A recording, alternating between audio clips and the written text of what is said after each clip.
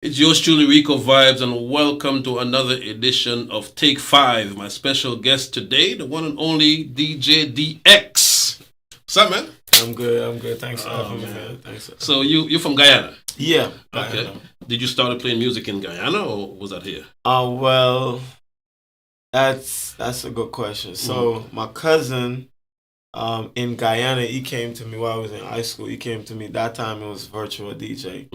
So he was doing it, and he started showing me. But I always listened hip hop. I always like hip hop, dancehall music. So I would always had like a MP3 player in my ears or something. Okay. So after he was doing the DJ stuff, he showed me a thing or two. And then, but I kind of left it alone because back then I used to just sing. I never used to. You was a singer? Yeah, I was a singer. How old were you at this point? I started singing when I was 5. Wow. What kind of music? Like gospel, Okay. R&B, Okay. But I kind of lost my voice a little bit, I could after the alcohol and stuff like that. So you was drinking alcohol at those age? Well, in Guyana, the weird part is, well, I'm talking about like in high school days because I was singing from 5 till I reached the high school. But in Guyana, we don't really. There's no like, age limit. no age limit to drink. Like Guinness is like a regular tonic, basically at the age of 16, 17. Wow. Yeah. So you lost your voice. Yeah, lost my voice, and then came to America, and it was during quarantine. Everybody was going live, and Right. when it was really lockdown time, right? Everybody's locked down. So what I did was, I got me a little mixer and my laptop. I already had a MacBook, so I went live and I was just playing music and just blending it, matching the BPMs. You know what I'm saying? Just everybody started matching BPM and just started like syncing it and playing it. And well, I always had this entertaining personality since I was small because my church is like pretty big. So I've been singing in front of like that. So you're accustomed to being in front of an audience. I don't have that, you know what I'm saying? I don't have that shyness when it comes to like big crowds kind of like amp me up a little bit more, you know what I'm saying? Yeah, so started doing that. Everybody in the live was entertained. We started doing a party scene, like I have my NSC, my Uka setup, and everybody in the chat. We started like the comments used to be like, "Oh, yo, DX, tell that girl in the comment. I say meet me by the bar. I'll buy her a drink." And they like different states, you know. So it just got so interactive. Yeah. Right. So everybody was like, "Just start." So I remember they used to have like some barbecue parties. And they would book me to do the barbecue party based on what they saw on Facebook Live. So I met you at the christening. Yeah. Oh, baby shower. Yeah, baby shower. Yeah. About 3 years ago, right? Yeah. So I didn't even know you DJ. That was the first time I was like, you DJ too? Yeah. Yeah. So I started doing that, and I remember it was Ghost, the promoter for Gossip on the Wednesday sometimes. Ghost, he saw me at one of these private barbecue parties, and he was like, "Yo, I got a gig for you." I was like, "For real?" I was like, "Where?" And I didn't know him at the time. I just see him, but I never like interact with him. He's like, "I got a gig for you," and he told me about Gossip. So started playing at Gossip. And this was what night? Was it a Wednesday night? Was it? It was a Thursday night, actually. Right. When they were doing the Thursday with Genocide. Right.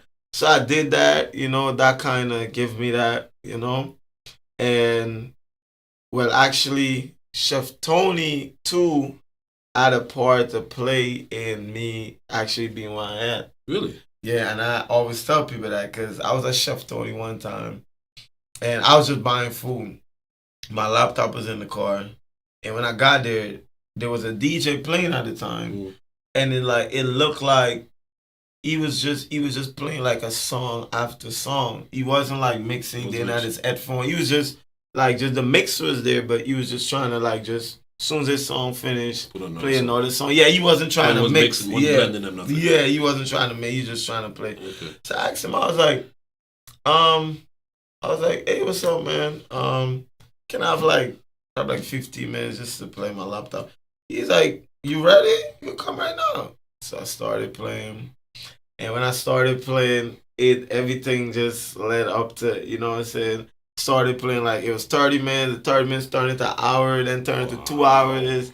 And after that night, Chef Tony came to me, he was like, will you normally DJ? I just said, I do AC lecture plumbing, but I don't the DJ stuff. That's my passion. Mm-hmm. He's like, okay, well, bring your passion here every Wednesday. So that's how you started with that Chef Tony, and then Wednesday starting to Friday, every Saturday, and then with the vibe building up, he started like bringing out the tables, the borders started popping and all that. And it was this one particular night. I don't know if you know Shamus from Driveway, right? Of course. From Car Wash. Car Wash, yes. Yeah, Car Wash. Yeah, well, this one night, I don't know, like that was a night that made me say, you know what? This DJ business is gonna be very lucrative. Like, let me stay. Like, let me just hold on. No, because first it was like, it's a passion. I'm just, like I wasn't trying to go on nobody flyer or none of that. But this one Wednesday night, Shamus and the Car Wash crew, they came, and I remember that was the first night I actually DJ'd and talk on the mic at the same time. Cause first I just used to mix like I'm on the radio, you know what I'm saying? But that one night I was like, you know what? I don't know if it's because people's buying bars and stuff. I was like, you know what? Let me talk to the mic. Started talking to the mic, bigging up everybody, talking, making little arguments here and there. Nothing special, you know? That night Shamus gave me almost $1,600 in money pull up. 1,600. Yes. Wow. It was in ones, it was in 50s, it was in hundreds. He was just like one time he came, he like burst like the bands off for like probably 301s and just let it go on the DJ booth like that. It was my bag. I had to like keep refilling my bag every time he come refilling. Other people was giving money too, but that was your first money wheel, pretty much. That was pretty much. Wow. So it was. I was like, so that after that night, I was like, yeah. I'm gonna try to market myself better and try to get out there. Wow. So the name DX. Oh. Because I was surprised when I found out your real name. I was like, what the heck? I thought it was DX. How did he get DX? So the name DX came from high school. Mm-hmm. My first year in high school, actually. I don't know if you remember the wrestlers, Triple H, Shawn Michaels. Mm-hmm. Of course. So they're D Generation X. So I was like the shortest guy in my class. I was pretty short. So I was way shorter than this. So but I always had this energy. Like I was the shortest, but I was like energy wise I was like the tallest, like the most outspoken. So the guys in like the older classes, they saw that and they tried to like, because I used to play soccer and stuff, but they would try to bully me, you know, and I wouldn't like let into it. It's like I would like basically like my mouth was like one, you know, like a weapon. Basically, I just used to like be like telling it, your mouth is a weapon. Like man, you know what I'm saying. Right. So after that, every time I used to run and stuff, like I used to do this DX sign and yeah, because every time they try to like in high school, every time they try to like bully me or what's not, I used to like just be like boom and tell them, you know, like suck it, you know, like boom. So it started getting to a point like I was like the most wanted first year high schooler, because all the older kids, like the older guys, you know what I'm saying, they all wanted to beat me up because I was like I always used to like anytime they come at me a certain way, I always defend myself as in like verbally, like I'd be like, man, boom, boom, boom, boom, boom, and you know what I'm saying. So I never used to like really like be like, okay, I'm sorry. Nah, that wasn't me. Anytime they came to me, I used to like always get back at them verbally, you know what I'm saying? So yeah. And I used to do track and all that. So while I used to like when I was on the field running, like I remember this one time, I'm running, I'm in the lead, and my school, it was like into schools, school versus high school versus high school. And I'm like this, like I heard the crowd saying, like, you know how they be chanting like go Marvin go, right? But they started saying go DX go. Cause I was like this, I was rolling like the X in the air, right? So every time I come around where the pavilion was, they would be like, go DX go. Go DX. So I was like, okay, I got this my name now. Okay, so the teachers, the principal, everybody started calling me everybody started calling me DX. It's like Marvin was like a foreign name. Like if somebody say Marvin to me in high school, I'd be like it just sound it sound different. That was my name, but everybody, that's the government name, but everybody knows you as DX. Everybody know me as DX. Like when I go to Brooklyn, all my classmates and stuff, they big promoters in New York and stuff. When I go there, that's everybody call me DX. Wow. So when you migrated from Guyana, did you come here to Atlanta or did you go to New York? I came straight. I came in 2014, and I came straight to Atlanta. Okay. Came straight to Atlanta, spent 1 year in Fort Lauderdale, and came back to Atlanta. Yeah, came back to Atlanta. So how are you enjoying just the experience of being a DJ? You could say you're a celebrity DJ now because everybody knows you. Man, it's kind of mind blowing to like when I say that, like to walk in parties, and it's like, you know me, every time I come to party, I always make sure I greet everybody in the party. Like that's just me. Like that's just me. I don't come in and just be in the corner and just that's just me. I'm But it's like it's a nice feeling like when you know you actually like partying and now you're actually getting paid to be in parties. You know what I'm saying? It's like it's a different feeling. It's a different feeling. Have you experienced any fight? 'Cause, you know the DJ business is a cutthroat business. Oh, as you know. So have you experienced any of those type of you know? Like my friend said, he normally use the term a lot of politics. Right. But I mean, before I started DJing, I used to like party. I was like the guy in the middle of the dance floor picking a girl up and doing all these stunts, you know, like a Marvin the Beast type person. Right. Yeah. Right. So I kind of built friendship with like my friends and Unique Sounds, you know what I'm saying? Lotus, One Drop Sound. I kind of had like a relationship with them before I turned to DJ. Gotcha. You know what I'm saying? Gotcha. So now when I turn to DJ, is like the respect there. Like I remember Unique Sounds, they told me the other day, like, yo, keep going. You're on a good path, keep going, you know. Lotus, I remember Lotus gave me, like, Lotus be hard to be said, I ain't gonna lie. Lotus is like one of those friends that they want to see you do good. Right. So they don't care, like, it's like any criticism from them, whether it's good or bad, is good. Right. If it's bad, it's still good. You take it as constructive criticism. Yeah. Like, gotcha. I remember one time he told me, I was in a party. This one I just started DJing. And I remember I was like just, and I don't know how we noticed it, but I was playing to like get a hype. You know what I'm saying? When I say that, like, as in like, I was trying to play the top songs. Like this when I just started DJing. I was trying to play the top songs so like I could get like the crowd hype. But then after my set, the crowd got hype. But then Lotus, I thought I did great. That's what I thought.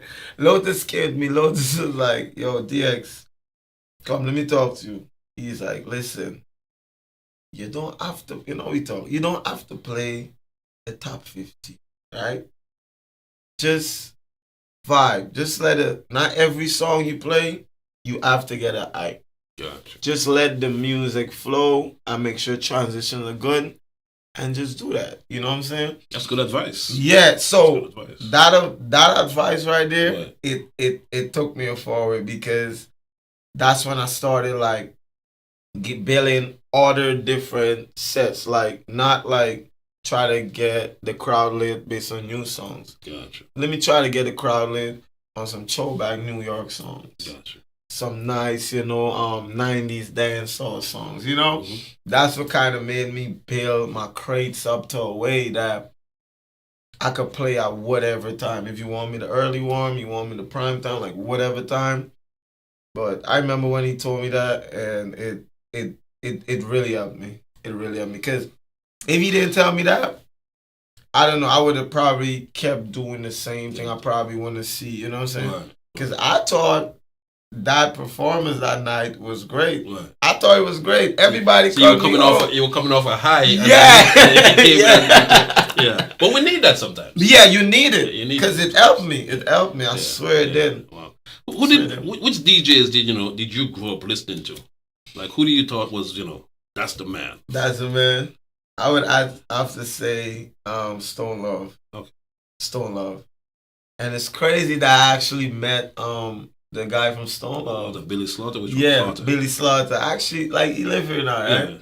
Yeah, it's crazy, like, just, being in the same part with him, like, actually being close enough to, like, hey, what's up, man? You good? Like, you know what I'm saying? Because I listen to him. Because in Guyana, like, Stone Love is big in Guyana. Like, everybody knows Stone Love is in Guyana. Right. All the DJs in Guyana, I think a lot of DJs actually took pattern from Stone Love.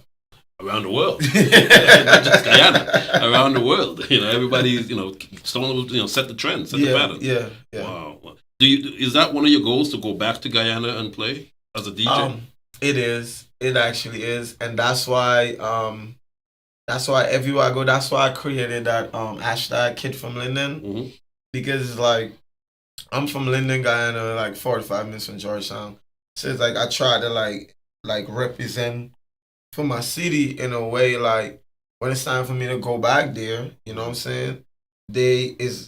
I'm not in Linden right now, but I'm like my heart is still there. Gotcha. You know what I'm saying? So everywhere I go, big stage, small stage, DJ DX Kid from Linden. Wow. You see what I'm saying? Wow. I noticed. I remember I saw you on who was that played one time outside? Turbo. Yeah.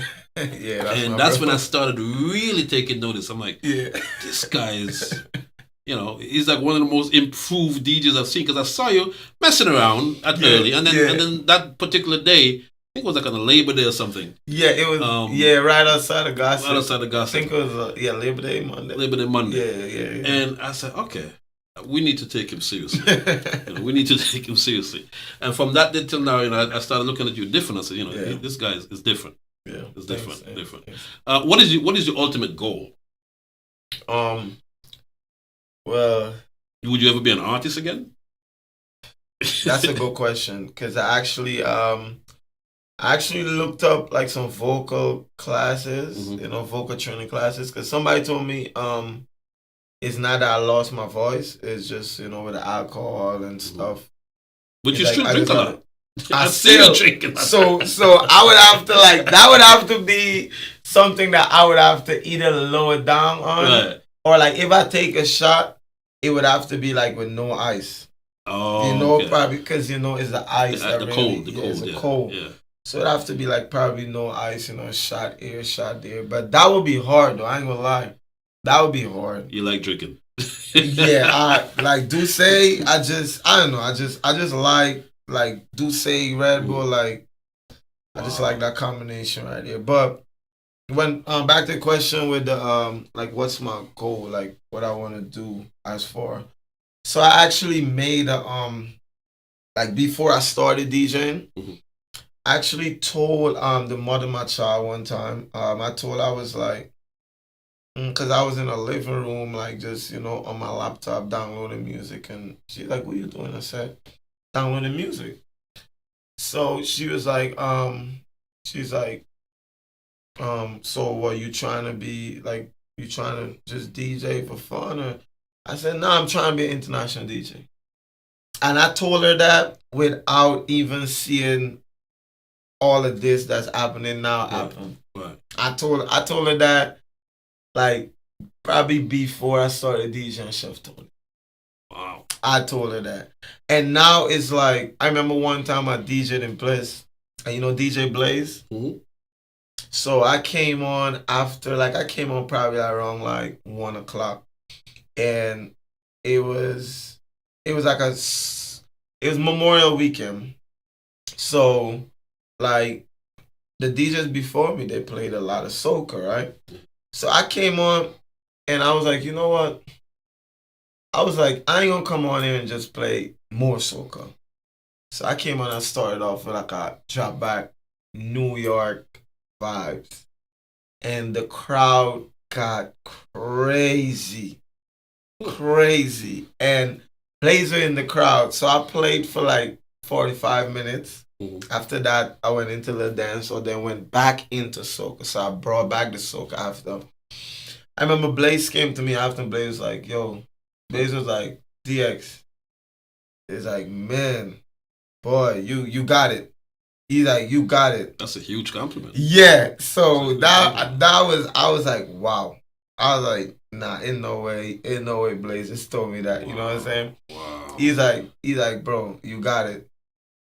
You got it. So there's a lot of young Jenners out there. You got Unique, you got Black Platinum, Turbo, a lot of young Jenners. If we line you all up together in a clash, including yourself, who would win that clash? A clash as of right, like if we do it this weekend, like this very weekend right here, and a clash 45. I never been in a clash, but let's just say I've been in a clash. Like I got experience with clash. Let's say that. I would say if you line up all the young Jenners, who will win? Honestly, I say Black Platinum. Really? Yeah. Okay. I would say Black Platinum. And why I say that? Because I know as far as like Jamaica music goes, I have knowledge of it, but I feel as though he have more knowledge of it than me. You know what I'm saying?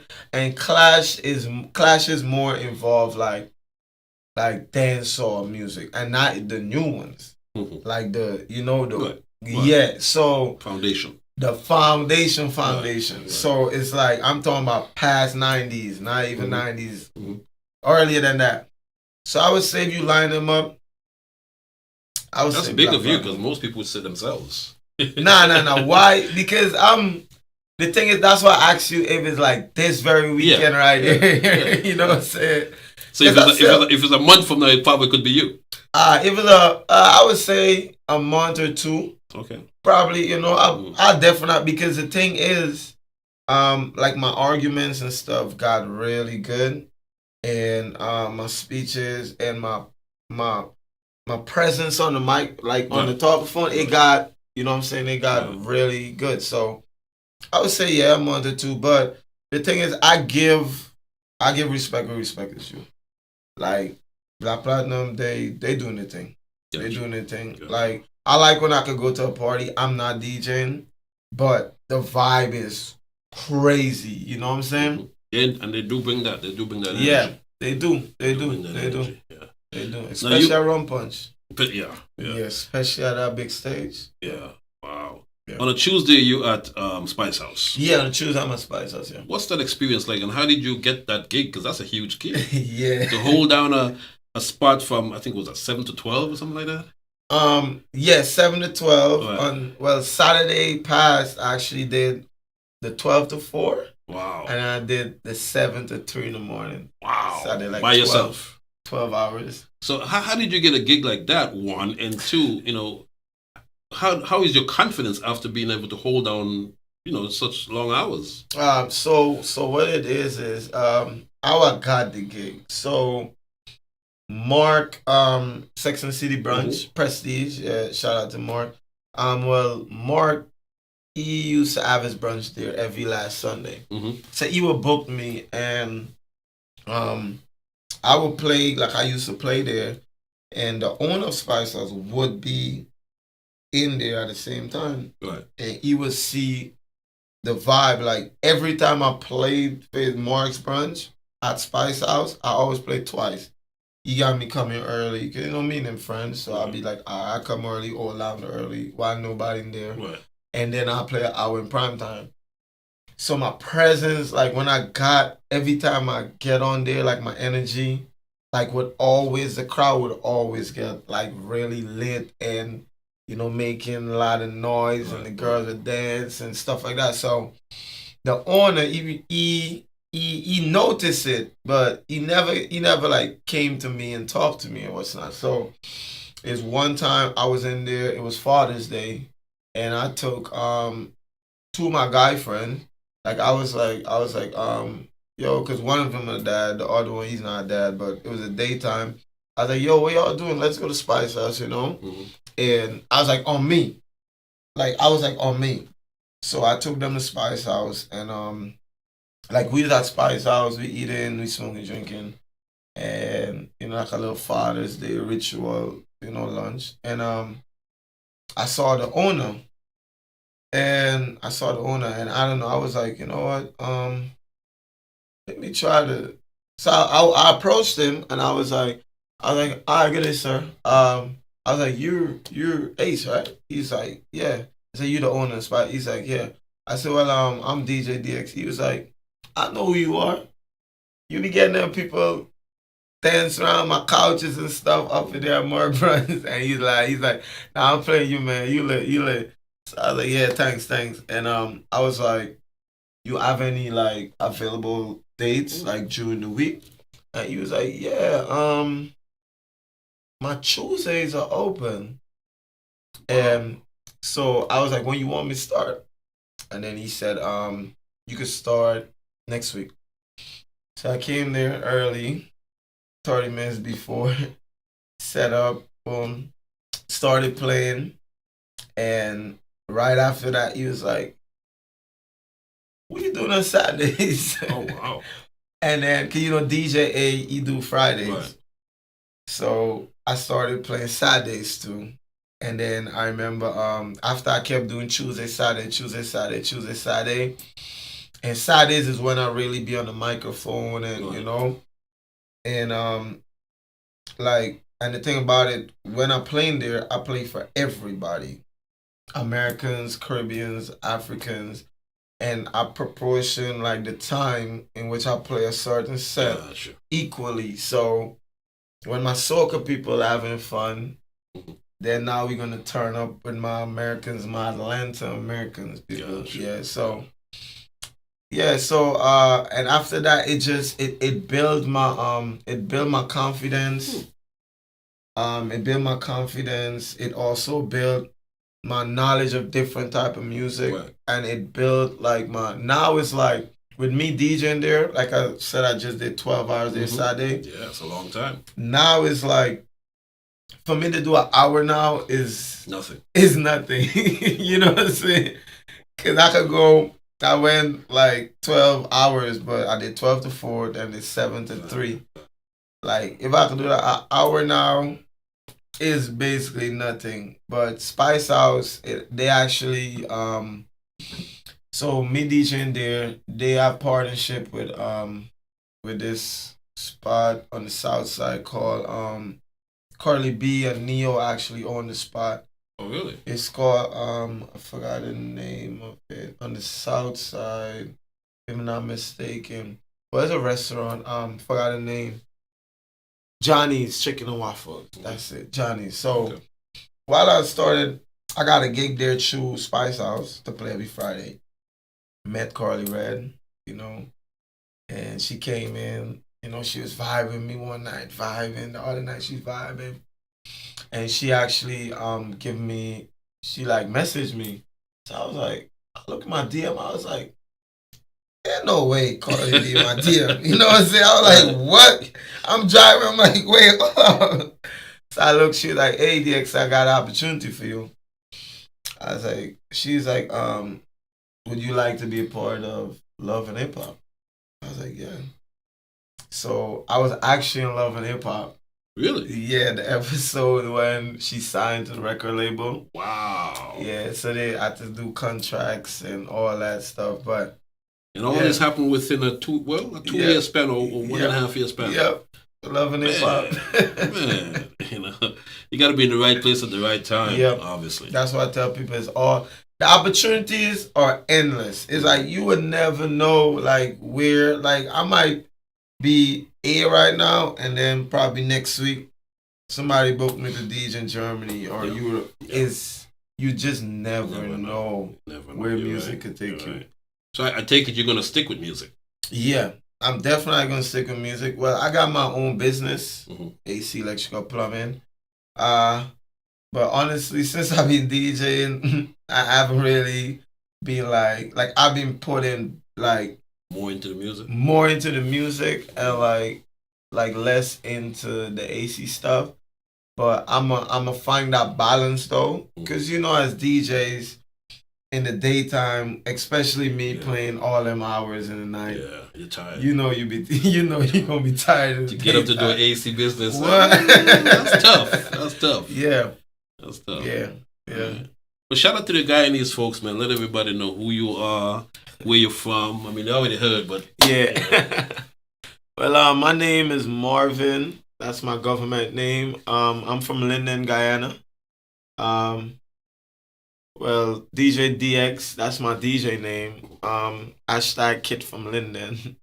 But I just started DJing in a duration of 2 years now. And right now I'm the official DJ at Spice House.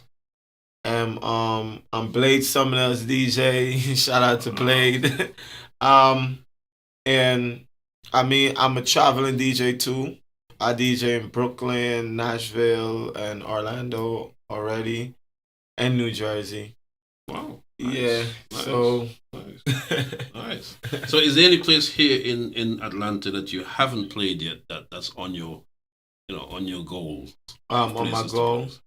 Well actually Rum Punch wasn't my goal. I played here one time the other day.